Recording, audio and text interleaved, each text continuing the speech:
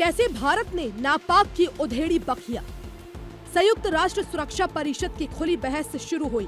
Leadership for piece मुद्दे पर पाकिस्तान ने पहले अपनी बात रखी, लेकिन झूठ बोलने के लिए कुख्यात, आतंकियों का नंबर 1 एक्सपोर्टर और सिर्फ भीख मांगने वाले मुल्क ने हमेशा की तरह मुद्दे से भटकाने की कोशिश की। दुनिया की आंखों में धूल झोंकने का भी काम किया। सिंधु जल संधि को लेकर रोना धोना शुरू कर दिया। यहीं पर भारत ने पाकिस्तान की बखिया उधेड़ दी।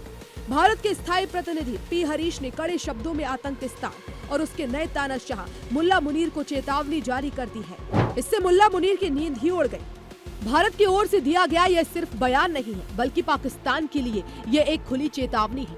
साथ ही भारत ने पूरी दुनिया को यह भी बता दिया कि आतंक और बातचीत सब साथ नहीं चल सकते। पीओके पर भारत के रुख से क्यों घबराया पाक? पाकिस्तान ने यूएन में सिंधु जल संधि के मुद्दे पर जमकर रोना धोना मचाया, लेकिन भारत ने तथ्यों के साथ पाकिस्तान पर करारा तमाचा मारा, जिससे पूरा जिन्नालैंड दहल गया। पी हरीश ने साफ साफ कहा कि सिंधु जल संधि तब तक स्थगित रहेगी जब तक पाकिस्तान आतंक को हमेशा के लिए खत्म नहीं कर देता।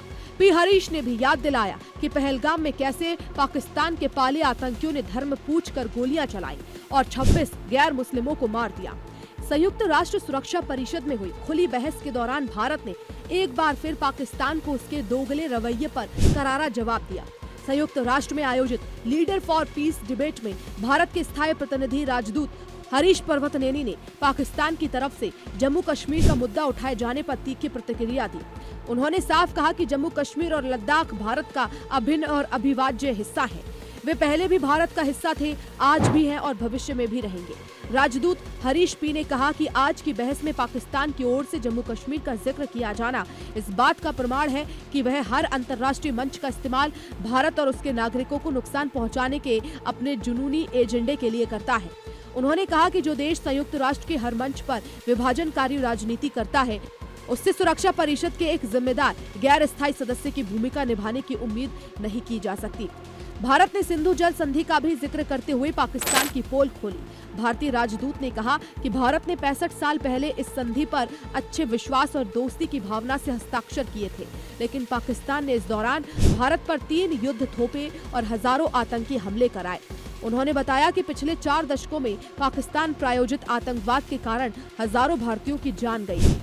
भारतीय राजदूत ने अप्रैल 2025 के पहलगाम आतंकी हमले का जिक्र करते हुए कहा कि इस हमले में धर्म के आधार पर चुनकर 26 निर्दोष नागरिकों की हत्या की गई। उन्होंने कहा कि ये हमला पाकिस्तान के आतंकवाद को समर्थन देने के रवैये का ताज़ा उदाहरण है। इसी पृष्ठभूमि में भारत ने फैसला किया कि सिंधु जल संधि को तब तक स्थगित रखा जाएगा जब तक पाकिस्तान सीमा पार आतंकवाद समेत हर तरह के आतंकवाद को विश्वसनीय और स्थायी रूप से समाप्त नहीं करता।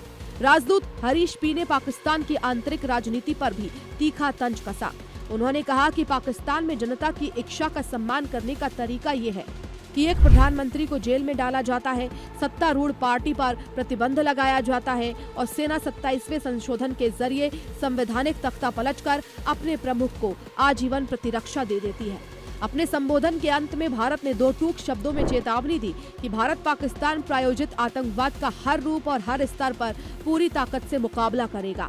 भारत का ये कड़ा और स्पष्ट संदेश अंतर्राष्ट्रीय मंच पर पाकिस्तान की नीतियों को बेनकाब करने और अपनी राष्ट्रीय सुरक्षा के प्रति जीरो टॉलरेंस का संकेत माना जा रहा है।